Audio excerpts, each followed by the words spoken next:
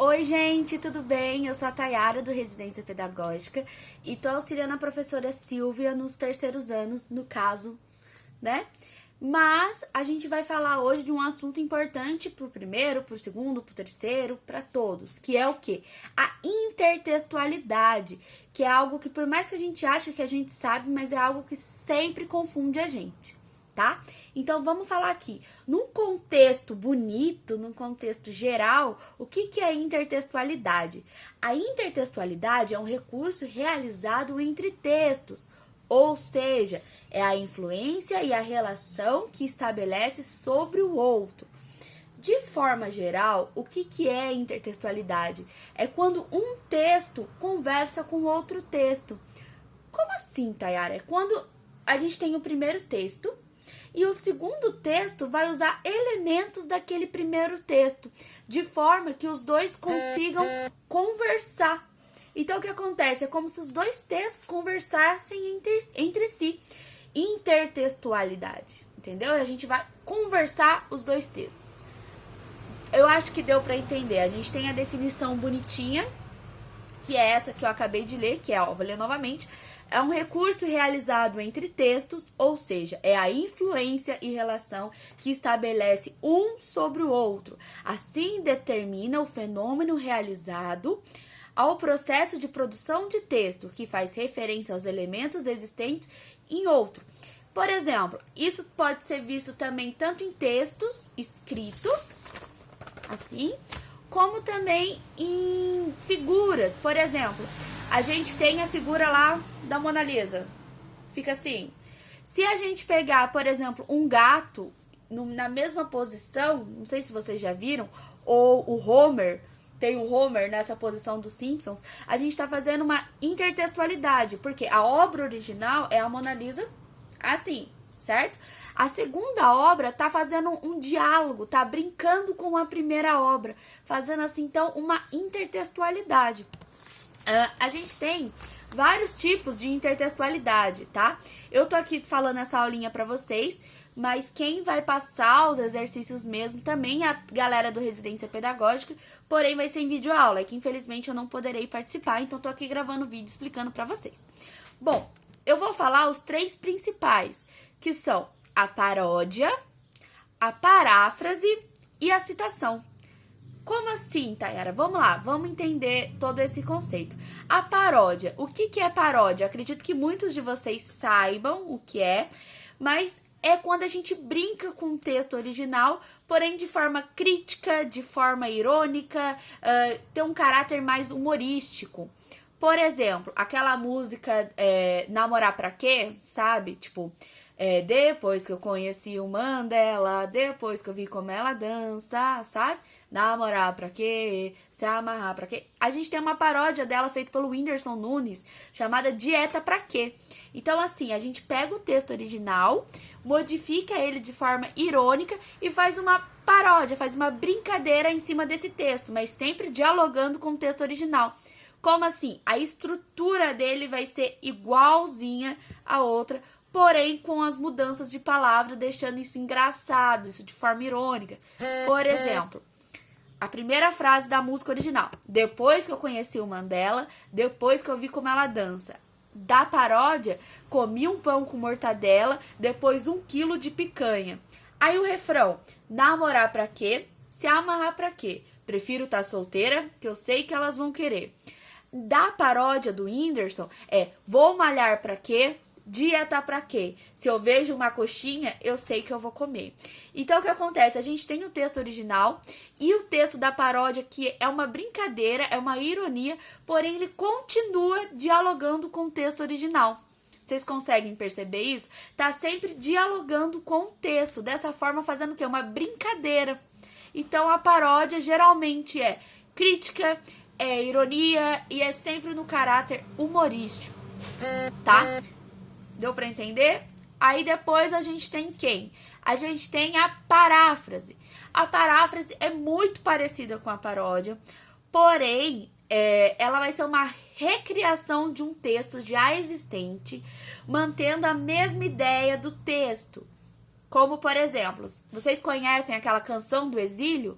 do A Minha Terra Tem Palmeiras, Onde Canta o Sabiá, As Aves que Aqui Gorjeiam, Não Gorjeiam Como Lá, né, do Gonçalves Dias. Então, a gente tem essa mesma estrutura, essas mesmas coisas que estão escritas, e a gente vai ler um poema do Carlos Drummond de Andrade que faz uma paráfrase. Por exemplo, meus olhos brasileiros se fecham saudosos, minha boca à procura da canção do exílio. Como era a canção do exílio? Eu tão esquecido da minha terra, aí a terra que tem palmeiras, onde canto o sabiá. Ou seja, a gente está fazendo uma paráfrase. Ele não está sendo num tom de ironia, num tom de brincadeira, num tom de nada. Ele continua pegando a mesma estrutura da canção do exílio e modificando algumas coisas, porém fazendo uma paráfrase, fazendo uma referência à canção do exílio. Tipo, como era a mesma canção do exílio? Minha terra tem palmeiras, onde canto sabiá. E é assim que começa a canção do exílio, né? Minha terra tem palmeiras, onde canto sabiá. Então, fazendo assim uma referência, uma ligação ao primeiro texto. Por exemplo, quando vocês pegam matéria no Infescola, no Brasil Educação, ou qualquer site, e tá lá um exemplo assim, o autor faleceu em 1940. E vocês colocam, em 1940 faleceu o autor, achando que o professor não vai descobrir, achando que a gente não vai saber. Esse é um tipo de paráfrase, tá? Vocês estão fazendo uma paráfrase. Por quê? Vocês estão pegando aquilo que está escrito, dando uma modificadinha, porém dialogando ainda com aquele texto, tá? Deu para entender? Acredito que sim. Qualquer dúvida vocês podem deixar aqui, em qualquer lugar, que a gente vai responder. E depois, o terceiro, a gente tem a citação. Como que é a citação?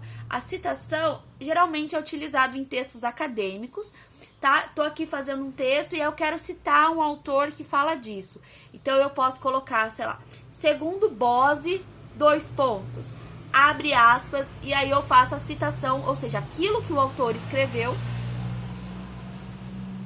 passando o carro, aquilo que o autor escreveu com as palavras dele mesmo. Eu não modifico nenhuma palavra que o autor escreveu. Então, por isso é citação. Eu estou citando aquilo que o autor está falando. Então, geralmente eu coloco entre aspas, ou sei lá, se fosse eu, segundo Tayara, : tananã, tananã, tananã, aspas, porque é a citação do que eu tô falando. Acho que deu para entender, né?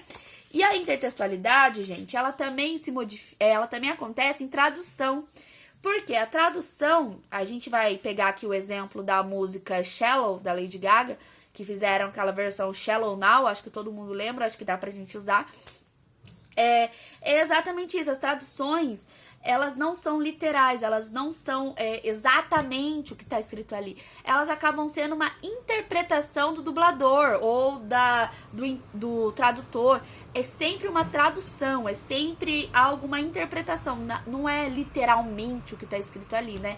A gente vê, por exemplo, aquela música, né, da Lady Gaga, quer ver? Eu acho que eu tenho até um exemplo aqui, eu peguei ela, que é a música em inglês Shallow e fizeram a versão Shallow Now. É exatamente o que a música Shallow da Lady Gaga diz? Não. Mas é uma interpretação, é algo que o intérprete entendeu e traduziu, fazendo assim uma interpretação.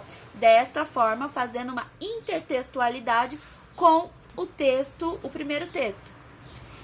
Outra coisa também, que eu até anotei aqui, que eu achei muito legal, deixa eu achar aqui. A intertextualidade, ela pode ser tanto visual, tanto na escrita, quanto em arte, quanto em propaganda, quanto em provérbios, em charge, em programas de televisão. Então, assim, quando você vê aquele... Igual eu citei da Mona Lisa, lembra? Por exemplo, se eu ver aquele grito, aquele que... sabe? Eu ver o Homer fazendo... Isso é um tipo de intertextualidade. Ou programa, ou propaganda, que tem muito disso, tipo... Sei lá, você acha que Bombril é bom? É porque você não conhece a Solan, tananã, tananã. Tô fazendo uma intertextualidade com Bombril, tô fazendo uma intertextualidade com a propaganda do Assolan. Então, assim, isso é muito comum em propaganda, isso é muito comum em charge também, em provérbios, isso é muito comum, principalmente nas artes, gente. Em literatura, isso é muito comum, principalmente o Drummond gosta de fazer bastante essa brincadeira.